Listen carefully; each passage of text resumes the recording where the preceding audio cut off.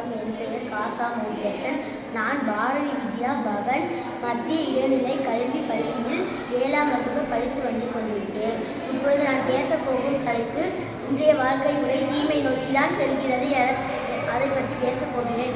முதல் தலைப்பு சமூக வலைதளம். இப்பொழுதெல்லாம் சமூக வலைதளங்களில் நாம் நன்மையையும் காணலாம், தீமைகளும் பற்றி காணலாம்.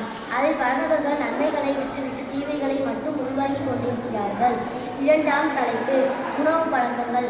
இப்பொழுதெல்லாம் உணவு பழக்கங்கள் மிகவும் மாறிவிட்டது. அவர்கள் நேரத்தை மிச்சப்படுத்துவதற்காக துரித உணவு என்ற ஒரு உணவை செய்து அவர்களே கெடுத்துக் கொள்கிறார்கள். மூன்றாம் தலைப்பு கல்வி மூலம் நடக்கும் தீமைகள். இப்பொழுதெல்லாம் நம் கல்வியை எளிதாக கற்றுக்கொள்கிறோம். அப்படி கற்றால் நம் வருங்காலத்திற்கு அது பயன்படாது. இத்தோடு நான் என்னுடைய உரையை முடித்துக் கொள்கிறேன். நன்றி.